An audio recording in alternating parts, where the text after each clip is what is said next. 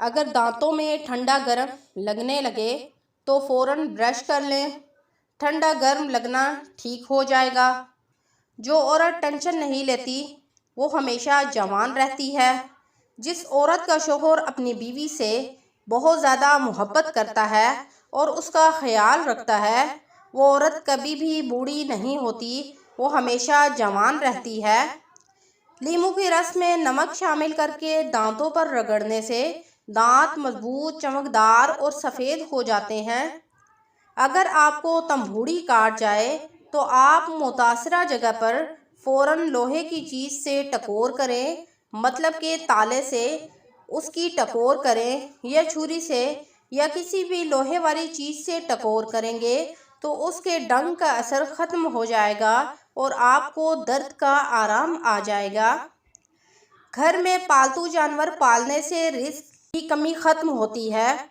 سونے سے پہلے 40 قدم کو چلنا سنت ہے اور 40 قدم چلنے سے انسان کے اندر بہت ساری بیماریاں ختم ہو جاتی ہیں۔ پانی پینے کے بعد فوراً پیشاب کر لینے سے گردے صاف ہوتے ہیں۔ مچھلی کھانے سے انسان کی بہت ساری بیماریاں ختم ہوتی ہیں۔ سرسوں کا تیل اور ناریل کا تیل مکس کر لیں اور اس میں میتھرے ڈال کر چولہے پر چڑھا کر جلائیں۔ جب وہ جل جائیں تو اس تیل کو بھون کر ٹھنڈا ہونے کے بعد ہفتے میں ایک دفعہ نہانے سے پہلے اپنے سر پر لگائیں تو آپ کے بال گرنا بند ہو جائیں گے۔ بال لمبے، گھنے، چمکدار اور سلکی ہو جائیں گے۔ جو مرد اور عورت بہت زیادہ کمزور ہوں اور وہ روزانہ چلغوزی کھائیں، ان کی کمزوری ختم ہو جائے گی۔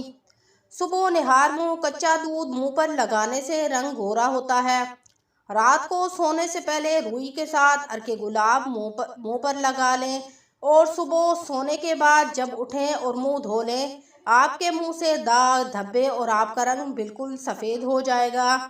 زیر ناف بال صاف کرنے کے لیے بالوں پر لہسن رگڑ دیں، بال صاف شفاف ہو جائیں گے اور بدبو بھی ختم ہو جائے گی۔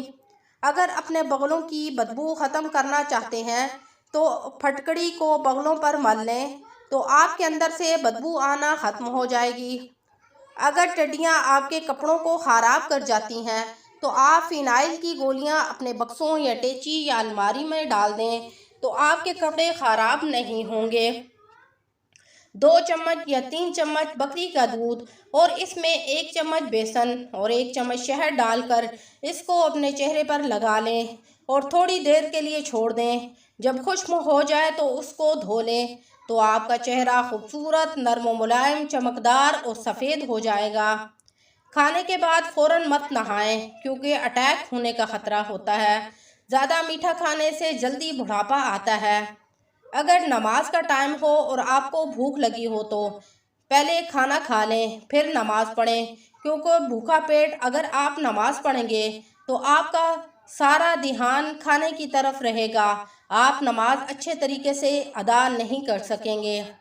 وہ عورتیں جن کو جسمانی کمزوری ہے تو وہ بادام، پستہ، کاجو، چار مغز، کمرکس اور پھول مکھانے یہ ساری چیزیں لے کر ان کو گرینڈر میں گرائنڈ کر کے دیسی گھی میں سوجی فرائی کر لیں۔ روزانہ حسب ضرورت کھائیں تو کچھ ہی دنوں میں ان کی طاقت بحال ہو جائے گی اور تھکن ختم ہو جائے گی۔